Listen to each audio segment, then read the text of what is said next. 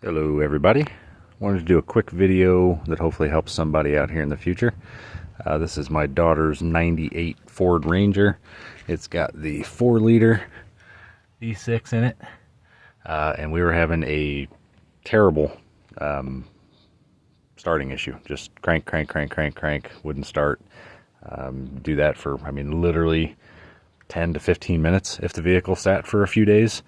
If it sat for a day, it might take you 3 or 4 minutes to get it started. It would crank just fine, just wasn't actually starting up, or if it did, it would just kind of sputter out and die. So kind of looked at what the person before me had done, because we just got this truck, so I kind of tell the coil and wires and plugs and all that looked newer. Obviously they had tried a few different things, so I did a little bit of research on it, found out that the crank position sensor can be a problem on these, and this truck has right at 200,000 miles on it.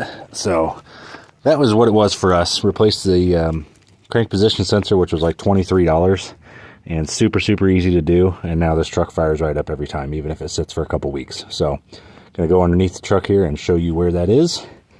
If I can get a good clear shot of it here. Yeah, you can see the only part there that looks new. So literally I think it was a 10 millimeter right there on top of that part. Then the plug, and then there's another 10 millimeter on the top side, which again is going to be really hard to show, but that's literally all there is to it. So let me see if I can get a little bit of a better view for you. Come underneath here. But you've got, let me make sure the camera's on it. And you've got bolt there, you've got the plug. These lines are in the way here. You got the plug, you got a bolt here, and then on the back side up top here where you can't see, and I will not be able to show you, there's another plug, but you can see that it goes right on that crank pulley with all the little notches in it, so it lets the engine know when it needs to be firing and everything.